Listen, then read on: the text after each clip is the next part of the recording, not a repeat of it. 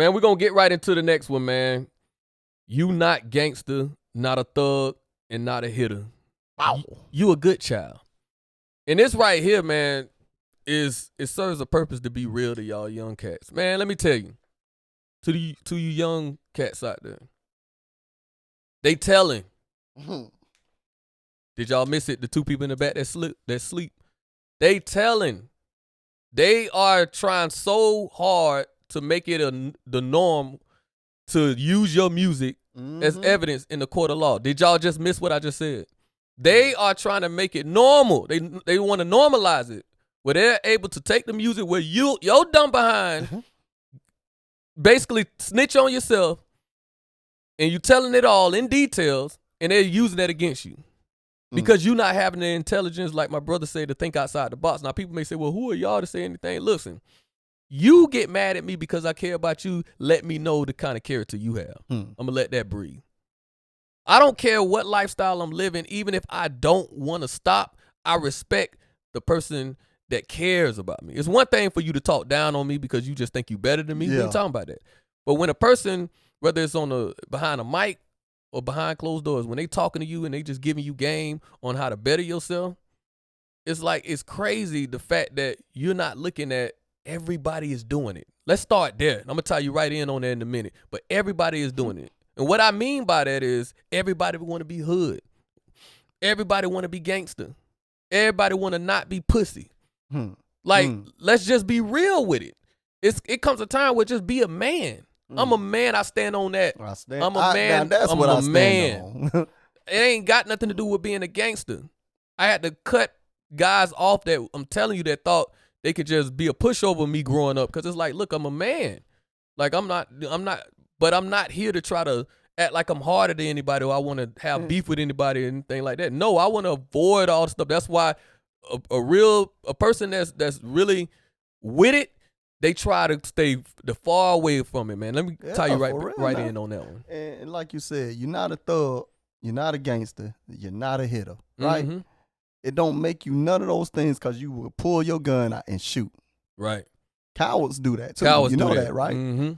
Because, and I could go back and say back in my day, we used to knuckle up like Friday, what he said? You win some, you lose some. Put the gun down, Craig. You live. Craig. You live to fight another day. At the end of the day, it stands true to this day. Yeah. Anybody could pick up a gun and shoot. Period. That don't make you no gangster, don't make you no hitter, don't make you no thug. Yeah. Most of the time, make you niggas scary and give you some kind of encouragement and power.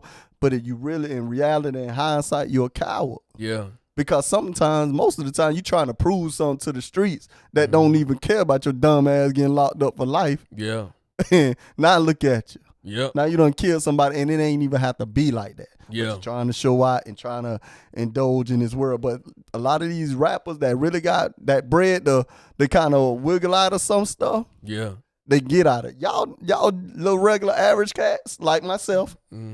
Stay away from that, because you can't afford the lawyers to beat that system like that. You know what I'm saying? Because half the time you done told on yourself. Right. They gonna use your words. You got the gun. You done shot the gun.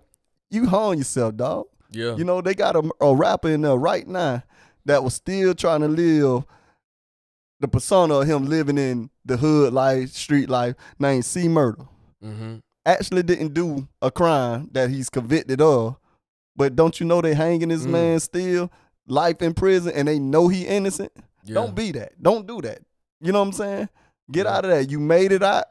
Leave that lifestyle alone, because they will use that to hang you with. I'm telling you, man. Period. You gotta use the ability of the gift that you have and the opportunity that presented itself to you, where a lot of people don't have. They never lived the life, or they never ever gonna see those numbers that you see when it comes down to you getting that bag.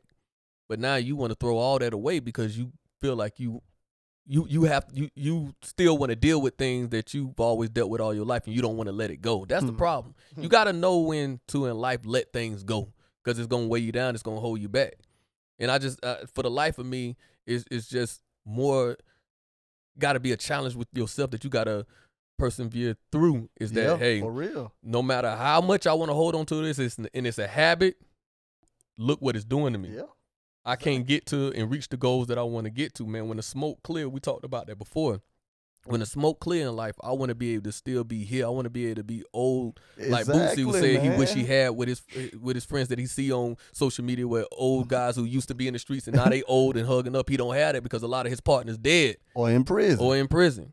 You not gonna ever see that if you keep going down the road that you live. And that's one thing I like about Boots, and not to cut you off, is he's living in his truth. He's telling you, I done put this out there and projected this in the world, how gangsta I am. But in the actual reality, looking at old photos, man, I wish I would have chose better. Real. And that's some guy that a street guy y'all look up to a lot.